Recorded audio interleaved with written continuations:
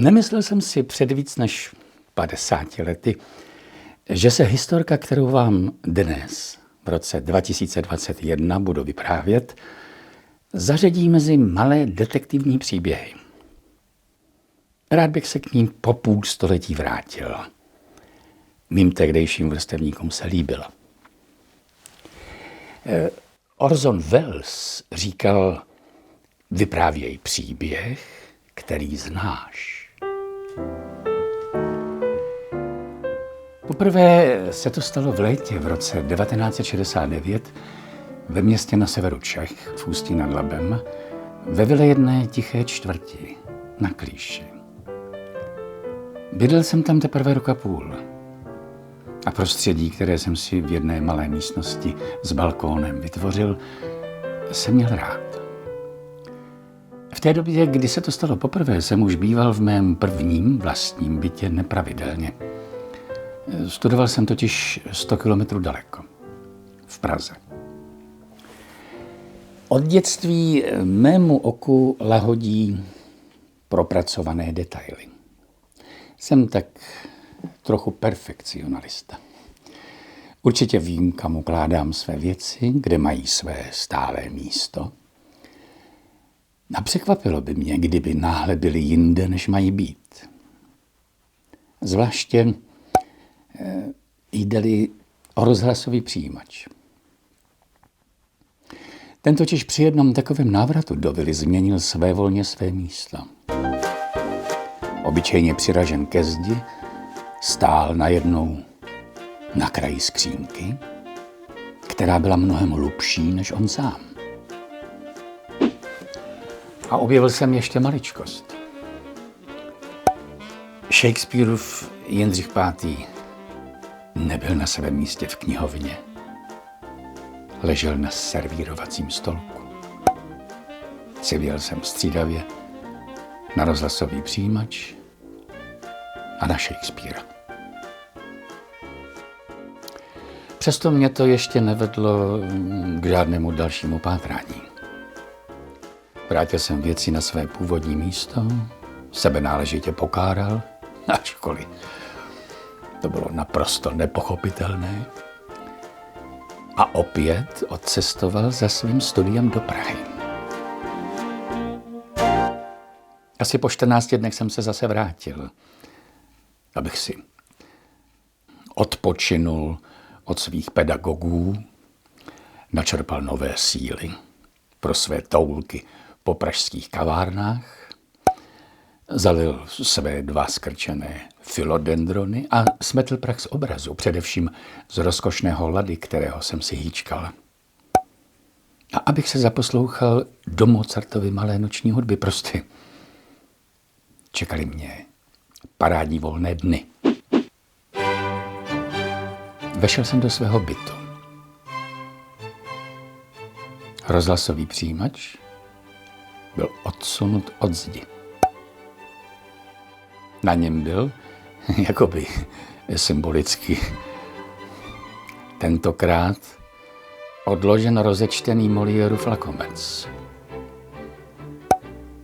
A taky má malá noční hudba. Měl jsem tu strávit 3 dny a najednou bych měl být překvapen někým, kdo se od někud zjeví, aby si dočetl mého a Moliérova lakomce. A kdo ví, jaké další zločiny by ještě napáchal. Strašné.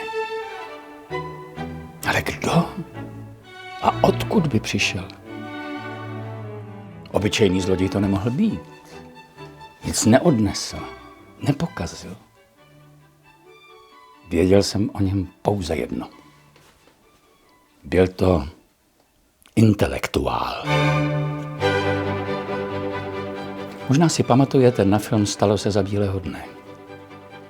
Začal jsem si připadat jako ten chlápek, který přijal místo u benzínové pumpy jen proto, aby dopadl vraha několika dětí. Jemu se to podařilo. Kdo chodil do mého bytu, aby zaplnil mezery ve vzdělání? Aby odsouval rozhlasový přijímač?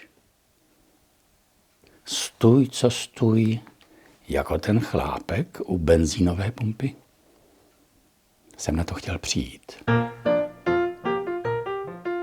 Napadlo mě, že v bytě zanechám list, aby, když už, také zalil filodendrony a oprášil ladu. Nakoupit potraviny, zamknout se a čekat. Nedůstojné. Úzkými proužky jsem zalepil všechny vchody a nevchody a odcestoval na týden.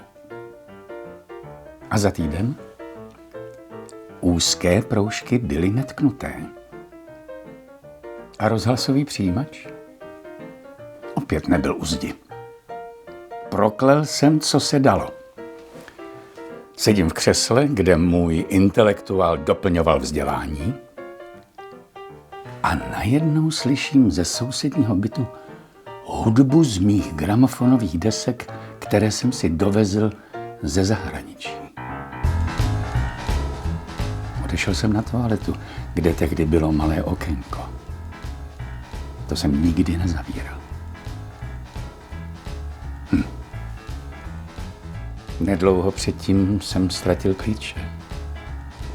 Náhradní byly bohužel uvnitř v bytě. Požádal jsem tehdy sousedy, abych mohl z jejich balkónu vlézt okénkem na mou toaletu. Jejich syn mě tehdy obdivně sledoval. A bylo to jasné. Cítil jsem okénkem na 1,5 metru vzdálený balkon sousedů a málem jsem se počůral.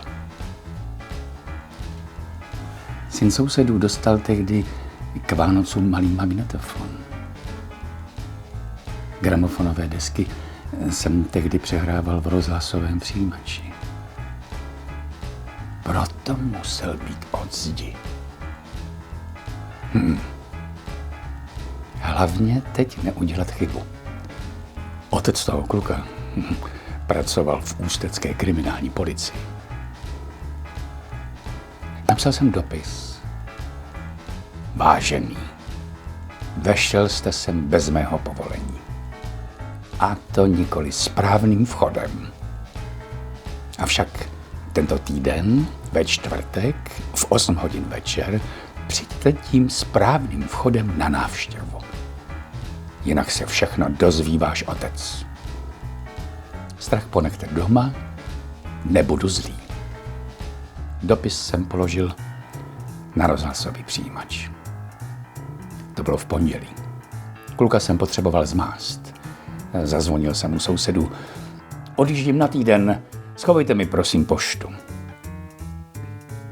Úzkými proužky jsem tentokrát zalepil i dveře na toaletu a odjel. Ve čtvrtek jsem se vrátil. Rozhlasový přijímač byl u zdi, knihy na svém místě. Dopis zmizel. V 8 večer zazvonil můj intelektuál. Bylo mu 13 roků, syn sousedů. Plakal. Počet nahraných desek byl překvapující.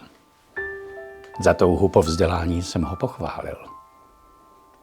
Řekl jsem mu tehdy, že vchody jsou sice různé, ale jen tím správným bývá člověk hostem vítaným. Chodil si pak ke mně půjčovat knihy a gramofonové desky celých dalších 5 let až do svých 18, které jsme spolu oslavili. Pak jsem se natrvalo odstěhoval do Prahy. Jak je vidět, ten, koho považujeme za zloděje, nemusí ještě krást. Jeho snaha může vést k daleko vyšším a důstojnějším metám, jako v případě mého malého intelektuála. Jen najít správnou cestu, že?